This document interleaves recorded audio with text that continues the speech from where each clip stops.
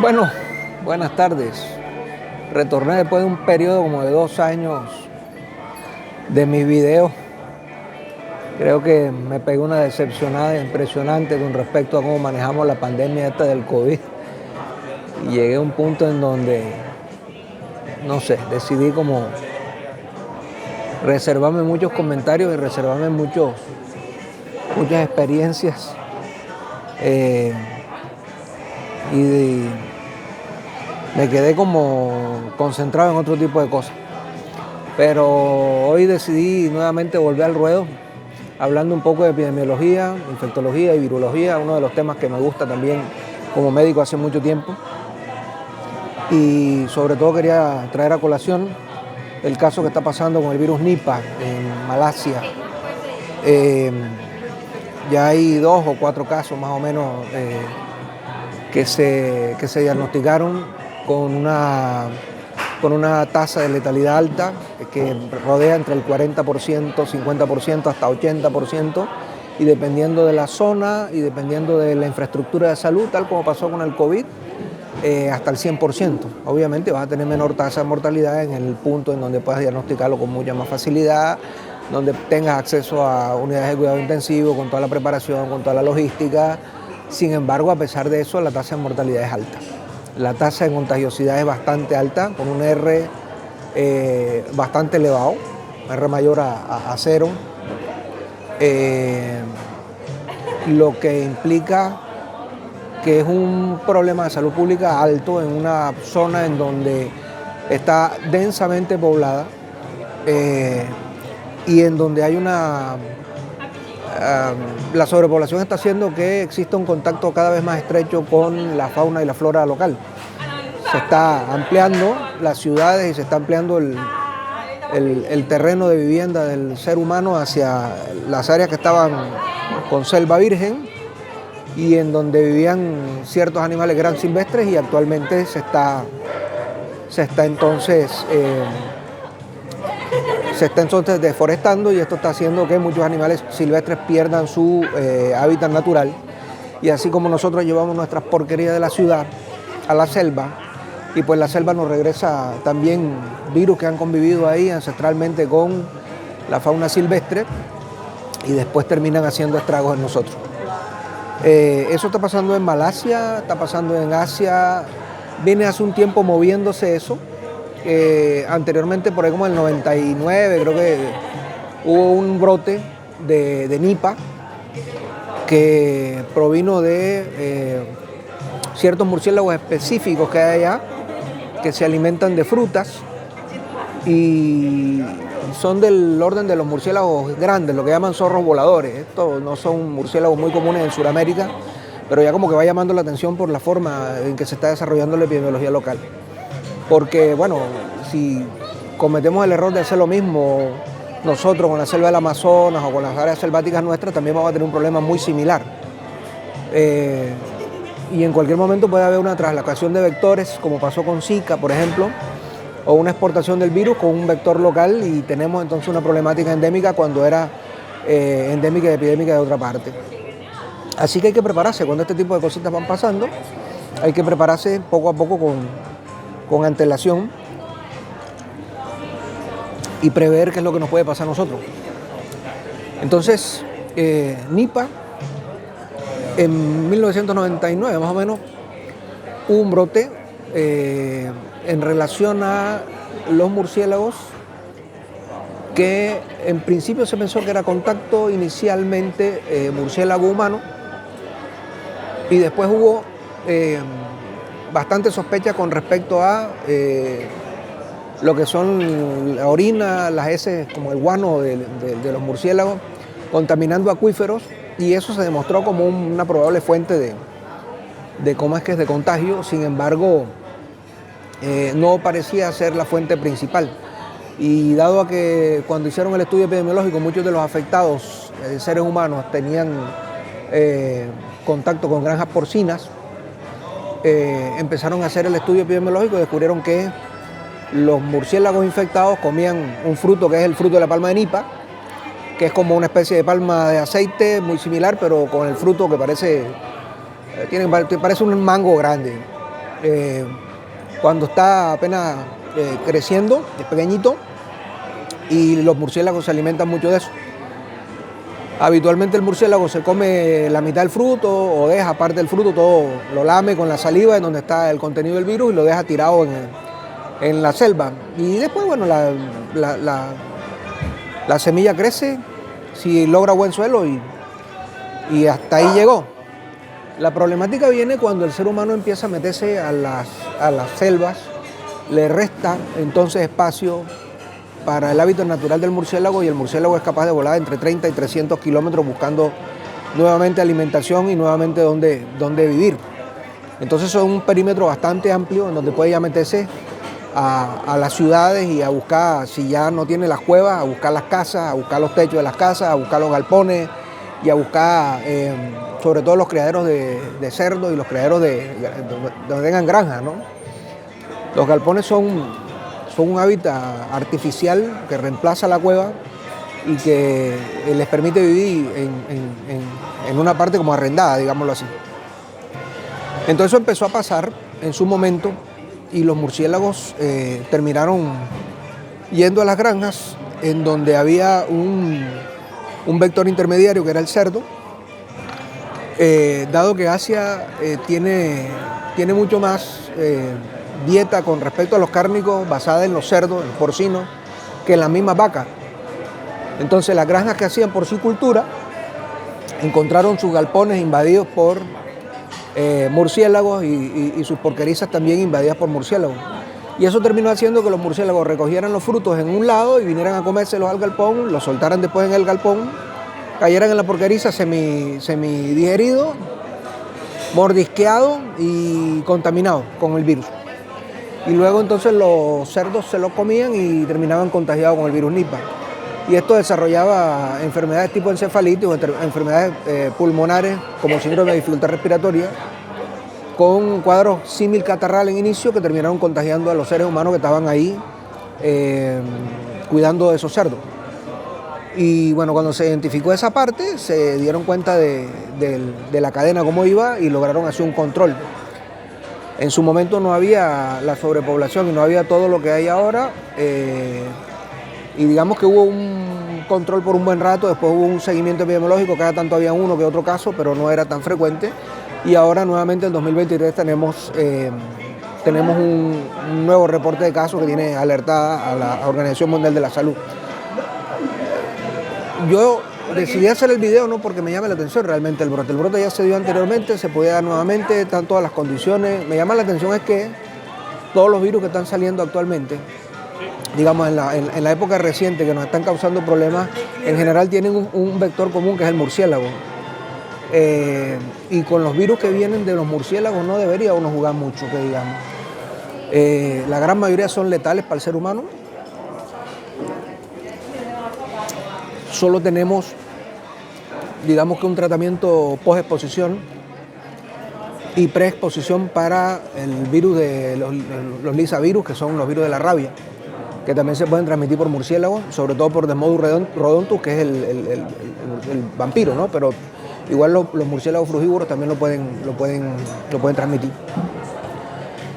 Y contra ese virus, si no tenemos una acción rápida, una vez que tenemos la sospecha del contagio, si dejamos que el virus llegue a nivel de las meninges y el encéfalo y desarrolla sintomatología neurológica, prácticamente la mortalidad es 99.9%, si no es 100%. Así que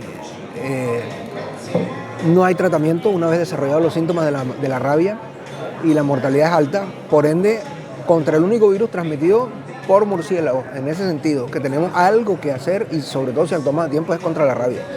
El resto de virus que están implicados dentro de la epidemiología de los murciélagos, SARS-1, MERS, que también en su momento tuvo problemas en Asia con un vector de los dromedarios. SARS-CoV-2 actualmente, que lo tenemos identificado, que parece haber provenido de un murciélago también, y después el huésped intermedio no se reconoce muy claramente si fue un pangolín, si fue algún gato civeta o si realmente... que bueno, eso ya es una cuestión muy personal y de otros colegas también que lo piensan igual, que el intermediario fue quizás un laboratorio conocido, ¿no? De ahí de Wuhan, en donde se hicieron más bien modificaciones ya artificiales y no naturales del virus. Pero tuvimos hace poco un movimiento de virus de Marburgo también, otro más donde se identifica vector murciélago. Ébola está metido también en la misma línea, y tenemos también Etna, que no se ha movido tanto, pero por lo menos ahora el virus Nipah, que sí empezó a moverse, y todos en la misma línea, todos en la línea de murciélagos. Contra el restante de virus que no son rabia no tenemos absolutamente nada. Por eso es que me llama mucho la atención y quería hacer el video, porque ya hay que empezar a pellizcarnos un poco y mirar qué es lo que estamos haciendo nosotros con la fauna y la flora, y cómo vamos a empezar a intervenir con respecto a eso. Porque aparte de tratamiento sintomático, reconocer la enfermedad quizás a tiempo, cuando podamos tener la infraestructura para hacerlo, porque a veces se requieren equipos de última tecnología como Whole Genome Sequencing o RT-PCR con unos primers muy específicos, como los tuvimos alguna vez en su momento con SARS-CoV-2. Es muy probable que cuando un brote de eso llegue a una región como la nuestra, pase un buen rato habiendo contagios hasta que notemos un aumento de la tasa de mortalidad y logremos un control propio de la enfermedad. Y con una letalidad tan grande, está bastante compleja la cuestión. O sea, sería una situación bastante caótica. Así que considero que es una alerta grande esto, para prestarle atención desde ahora y empezar a entrenarnos, sobre todo, sobre cómo actuar en su momento, y sobre todo también mirar para ver qué estamos haciendo con el medio ambiente y con la sobrepoblación.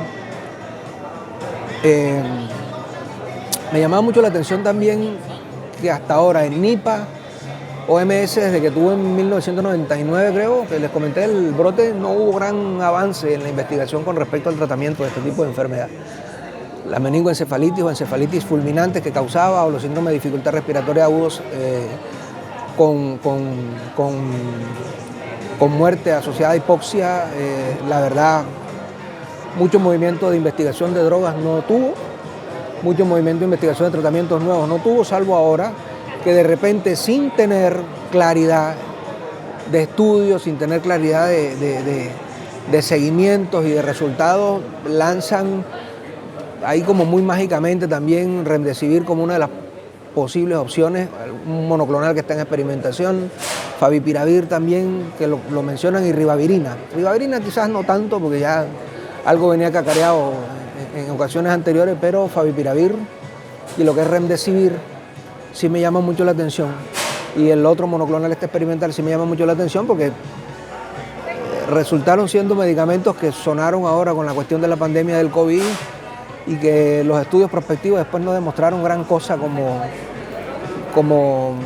avance. Y la realidad es que en comparativa no demostraron ser mucho mayor que el placebo a nivel de tratamiento de SARS-CoV-2. Así que resultó siendo una agua del limón medio bien publicitada y bastante costosa. Remdesivir y Favipiravir mágicamente aparecen como la probable bala de tratamiento contra el Nipah. No sé si creer realmente todos los reportes de lo que se están haciendo allá, o pensar quizás que es todo un boom mediático buscando una nueva pandemia o una nueva alarma para crear el mercado adecuado para vender esas drogas que les quedaron rezagadas, tipo Remdesivir y Favipiravir. De todos modos, sin tener pruebas de eso, también es bueno evaluar bien el contexto y tener claridad con respecto a que es una alta posibilidad de que eso esté pasando. Así que tenemos que empezar a enfocarnos bastante en el estudio, sobre todo de la zoonosis, en el estudio de la sobrepoblación, el comportamiento y la biología local de los murciélagos, el seguimiento con genómica viral local, tanto en Sudamérica como en Asia y en Europa, de las cadenas de genotipificación viral de murciélagos, para ver qué movimientos hay anormales con respecto a las incidencias o endemicidades locales que nos permitan como adelantarnos a cuándo puede haber una traslocación de los virus. Creo que es el momento de acercarnos a los médicos y a los que nos gusta de pronto la virología, a los que nos gusta la epidemiología, acercarnos un poco a la parte de zootecnia y a la parte de veterinaria y a la parte de biotecnología y laboratorio. Eso fue algo que nos faltó, pero enormemente, cuando estuvo el nudo armado del SARS-CoV-2 y del COVID. Y que creo que en este momento tenemos la oportunidad de ver un acercamiento grande con respecto a eso, para que nos vayamos enterando de cómo es digamos, el orden de los murciélagos, cómo se mueven, cómo son sus costumbres de apareamiento, cómo son sus costumbres de diseminación viral, el estrés por lo menos, y los periodos estacionales, los periodos en donde hay etapas de apareamiento, hacen que el estrés disminuye un poco las defensas del vector y ocasionan una mayor evacuación de virus, por lo menos de Nipah y de algunos otros virus, tanto en el guano como en la orina, como en la saliva. Y de hecho hay muchos de estos animales que son inmunes o insensibles a la rabia, y sin embargo una vez que desarrollan este tipo de problemáticas, el virus es capaz de afectarlos y causar encefalitis en ellos. Entonces, digamos que el control del virus en este tipo de vectores depende mucho del estrés al que estén sometidos y su sistema inmunológico funcionando de forma adecuada. Cuando hay algo que los trastoca, como sacarlos de su hábitat natural, dejarlos sin alimentación y trastocarle todo el microambiente en donde están acostumbrados a vivir, eso desarrolla un estrés que aumenta la cantidad de virus que están evacuando y los vuelve más contagiosos.